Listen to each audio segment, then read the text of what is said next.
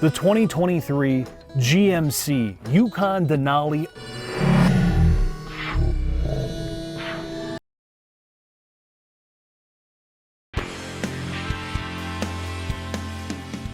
Start the vehicle and shift Yukon into gear via the convenient instrument panel mounted electronic precision shift. The selected gear position will illuminate in red. Pull the R or D switch to engage reverse or drive.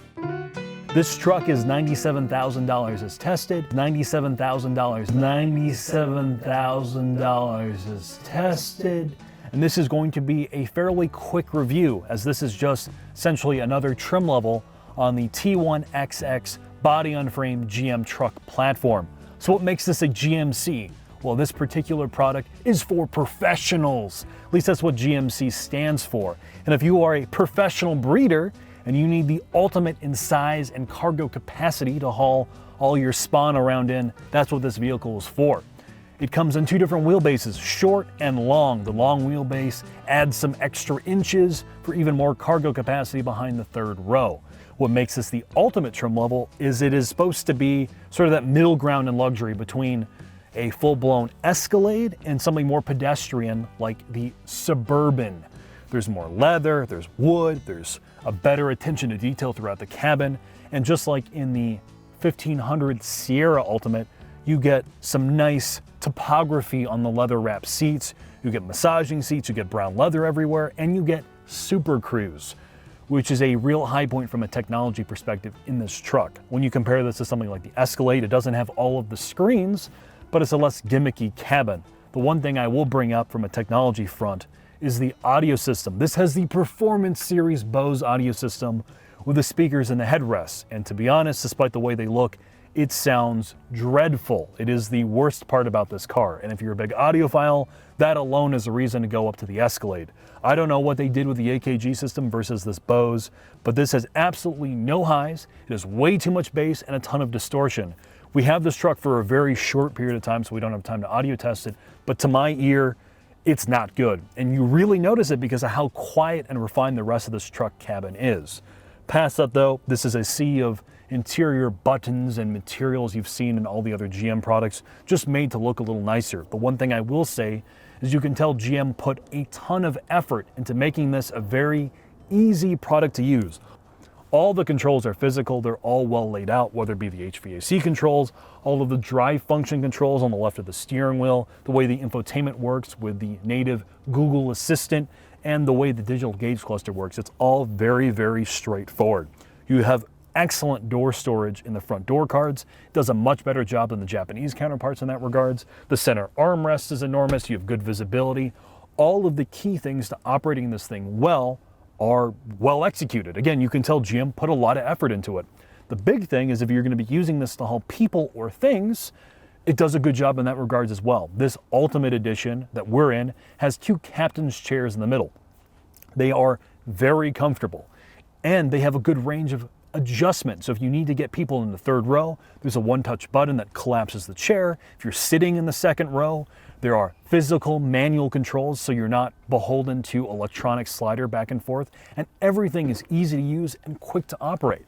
And the third row in this truck, which gets slightly less legroom than the extended wheelbase Yukon, is still very comfortable for full-size adults. There are chargers back there, there are ports back there. It's a very well laid out truck. And again, you can tell GM put a lot of effort into making sure that this was a well engineered vehicle. From a platform perspective, the big change in this generation, other than the electric architecture, is obviously the rear suspension. It's the same layout that you find in things like the Escalade V, the standard Suburban. They've gone away from a live rear axle and they have an independent rear suspension, which makes this a more refined, more maneuverable vehicle. But with that all out of the way, I think it's time for us to take this for a quick drive.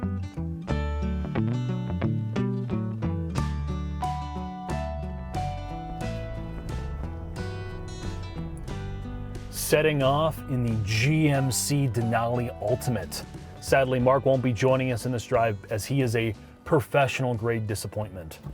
You know what it is professional grade? This V8. So if you want to drive like a professional grade asshole, you can listen to some sweet 6.2 liter V8.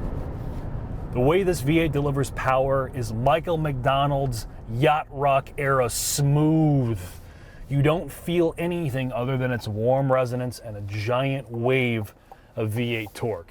The best thing about it, other than the way it sounds, is the fact that while this gearbox is going through the gears, you don't feel any gear shock. It doesn't get hung up in weird places like the FCA or Stellantis 8-speed. It just is this constant sensation of forward momentum with pleasant ear-warming noises.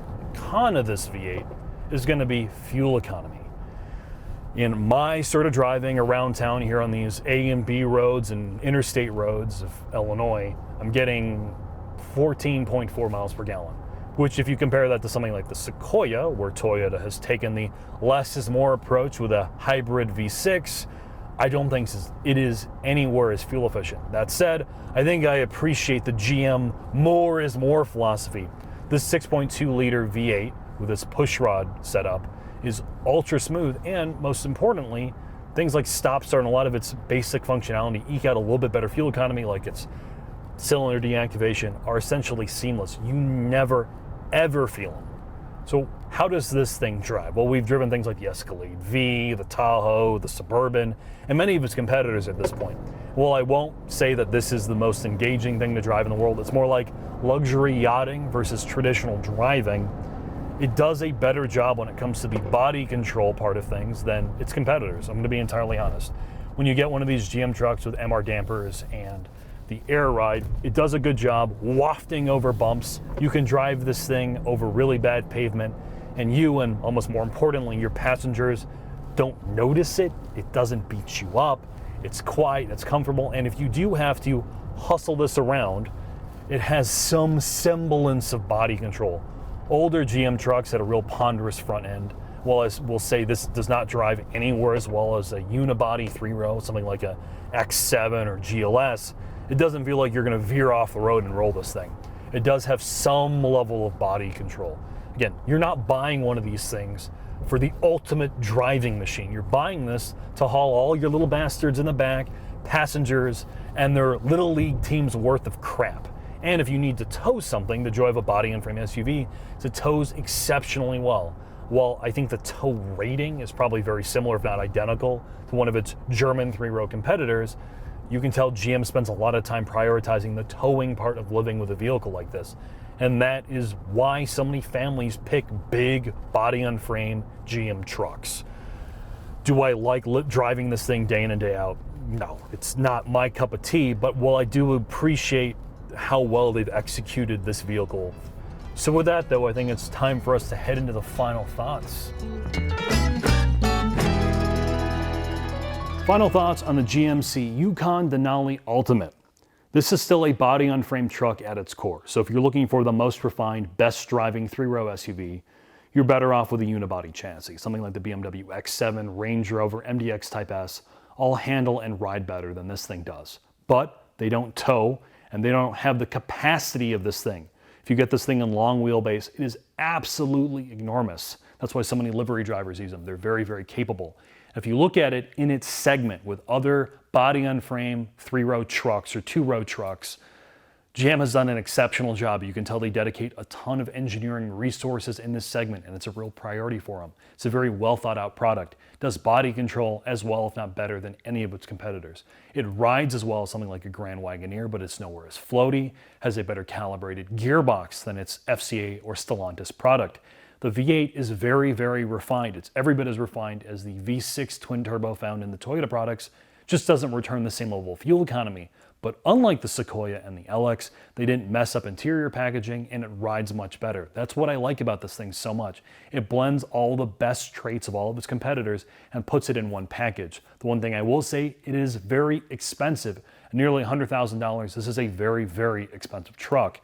And you have lots of different choices in the same family. Do you want something a little smaller? You can get a Tahoe. Do you want something even more luxurious? You can get an Escalade. So which truck you pick in the GM family is up to what packages, what styling, what interior you like. So with that, thanks for watching. Hope to see you soon.